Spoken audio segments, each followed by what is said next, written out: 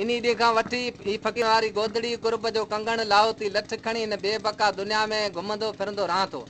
सॼो ॾींहुं घुमी फिरी शाम जो मोटी पंहिंजे आस्थान ते अचां थो। आस्थान ते अची दर्दनि जी दांगी चाढ़े बिरह जी बाहि ॿारे प्रीत जे पाठ में अफ़सोस जो अटो प्यार जो पाणी मोहबत जी मानी सूरनि जो सामान गणतियुनि जे गुंदण सां खाई पोइ टुटल खटोलो बरक़रारी बिस्तरो रूअण जी रली सूरनि जी सोड़ विसाल जो विहाणो पंहिंजे जिस्म हेठां ॾेई नशे जी निंड करियां थो। प्यारा साथीअ जी निबागी निंड खे फिटाए तव्हां दोस्तनि जी यादि में ख़त लिखी रहिया आहियो। हीणनि हथनि सां कमज़ोर कलम सां अदब जा अखर मोहबत वारी मस सां प्रीत जे पने ते लिखी दिलि जे दबले विझी तव्हां साहिबनि ॾांहुं रवानो कजे थो। उमेद त हीउ ख़त ज़रूरु क़बूलणो पवंदो। तव्हांजी यादि में असीं राति ॾींहुं सूरनि जी सड़क ते पंधु कंदा रहूं था।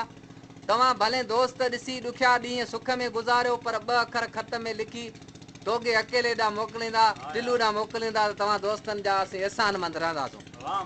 प्यारा साथी दिलि जो दास्तान घणो आहे पर कलम कमु नथो करे तंहिं करे कलम खे इजाज़त था ॾियूं। कलम बंदि हीअं हंधि वधीक लिखियो त दोस्त न पए कंद। ख़बर न आहे त मूं मिसकीन जो मरण थींदो किथे हिन सारी ज़िंदगी में सूरनि जो सफ़र पूरो थींदो किथे। ज़हर जिन जी ज़िंदगी ॾुख जिन जो ॾेज से कीअं वियनि सेज जिन जी संगत आहे सूरनि सां। सुख ॾिनाऊं सुखड़ियूं ॾुख ॾिनाऊं ॾेज पहिरीं ॾेई हेज पोइ गॾे छॾियाऊं गूंदर। सारंग खे सारीन माड़ू मिर्ग मयूं आड़ियूं अबर आसरे ताड़ा तंवारीन सिपूं जे समुंड में नए सिज निहारीन पलुर पियारी आहिनि त सांगन घणो सुख थिए। ककर मंझ कपार झुड़ नेणू न लहे जहिड़ा मुंहिंजा सुपरी तेड़ा मेघ मलार खण अखियूं खिल यार वञनि सूर संधा करे। अॼु पण उतर पार ॾे ककर थो करे रोज़े पाक रसूल जे पलटियो पट भरे विॼुन साण वरे त संगारनि सुख थिए। नीहाई खां नीह सिख मुंहिंजा सुपरी सड़े सारो ॾींहुं ॿार बाप न निकिरे।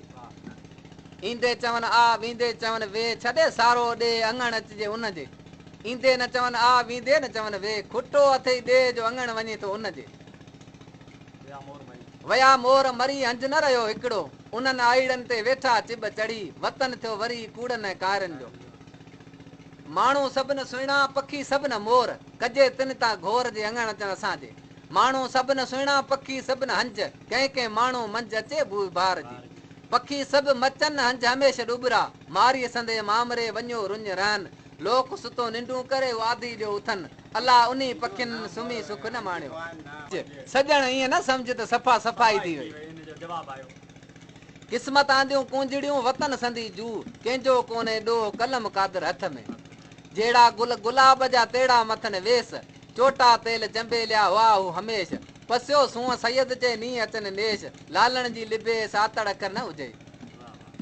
बाग हुजे बारी हुजे बुलबुल संदियूं बातियूं हुजनि हिकु तूं हुजे ॿियो मां हुजां बरसाति संदियूं रातियूं हुजनि।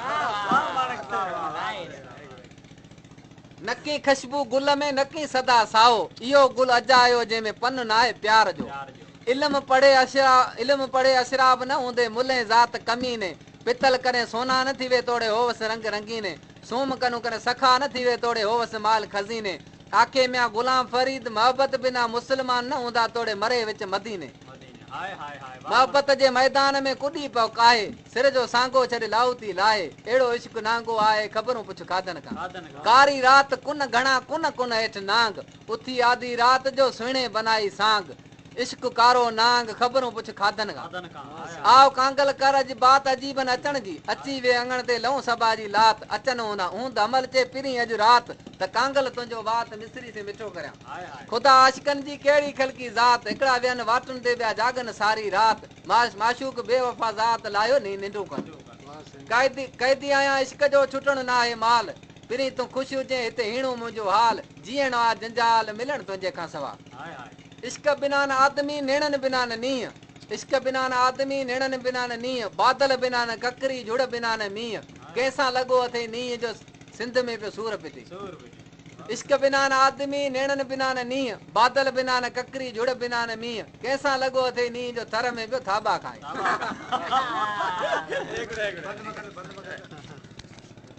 6 महीनो 11 तारीख़ अरबा जो ॾींहुं।